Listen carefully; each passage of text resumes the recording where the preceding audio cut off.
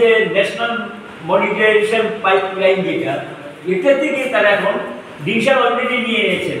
তাদের বাজেটে এখন খারাপ অবস্থা, বাজেটে সেখানে অর্থের যোগান দেওয়ার জন্য জাতীয় সড়ক, টেলিকম, ডক, পোর্ট এগুলোকে আর মাইন মানে যে সমস্ত খনিজ সম্পদগুলো আছে এই ক্ষেত্রটাকে বিক্রি করার জন্য পাইপলাইনে লিজ, কোথাও লিজের নামে টাকা নেবে, কোথাও সেখানে বিক্রি করার নামে অর্থ সংগ্রহ করার জন্য বাজেটের ঘাটতি পূরণ করার জন্য সিদ্ধান্ত নিয়ে তারা অলরেডি প্রসেস শুরু করে দিয়েছে।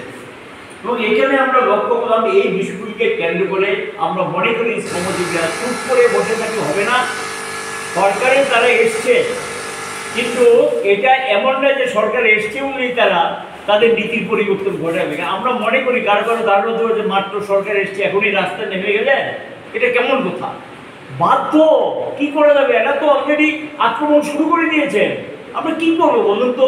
স্বাভাবিক কারণে রাস্তা নামা ছাড়া কোনো বিকল্প নেই। কারণ 10ই জুলাই অল ইন্ডিয়ার ডিমান্ডে করা হয়েছে, সেখানে আমরা পরিষ্কার বলেছি যে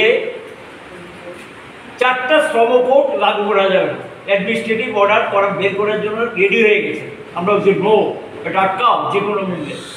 দ্বিতীয় 26,000 টাকা, যে কোনো ক্ষেত্রে যে কোনো লোক কাজ করে তাকে 26,000 টাকার নিচে বদলি দেওয়া যাবে না। তৃতীয় যেটা এবার মিটিংয়ে সাংঘাতিকভাবে এসছে, state government, central government, public sector undertaking, বেসরকারি সমস্ত ক্ষেত্রে কন্ট্রাকচুয়াল আর আউটসোর্সিং, কি তাদের বেতন, কোথায় তাদের ছুটি ছাটা, কোথায় তাদের প্রভিডেন্ট ফান্ড, কি তাদের এই মেডিকেল ফেসিলিটি, কিচ্ছু নেই। যা খুশি তা করছে, ঘন্টা নেই, 12 ঘন্টা 16 ঘন্টা পর্যন্ত কাজ করায়। কোনো কোনো রাজ্য সরকার সেগুলিকে মদত দিচ্ছে, সাহায্য করছেন। এই অবস্থা চলতে দেওয়া যায় না। আমরা সেখানে বলছি যে না, এটা বিরুদ্ধে রুখে দাঁড়াতে হবে এবং কন্ট্রাকচুয়াল ওয়ার্কার যারা যে স্তরেরই হোক 26,000 টাকার নিচে কাউকে কোনো টাকা দেওয়া যাবে না। আর সমকাজে সুপ্রিম কোর্টের রায়, সমকাজে সমমজুরি দিতে হবে। তিনি যেই কাজই করুক, একটা রেগুলার এমপ্লয়ি, পার্মানেন্ট এমপ্লয়ি যে সুযোগটা পায়, যে বেনিফিটটা পায়, যেহেতু সমপরিমাণ কাজ তিনি করছেন, তাকে সমপরিমাণ বেতন দিতে হবে। এটা সুপ্রিম কোর্টের রায় এবং এই রায় অনুযায়ী কেন্দ্রীয় সরকারকে পদক্ষেপ গ্রহণ করে এখানে কার্যকরী ভূমিকা নিতে হবে।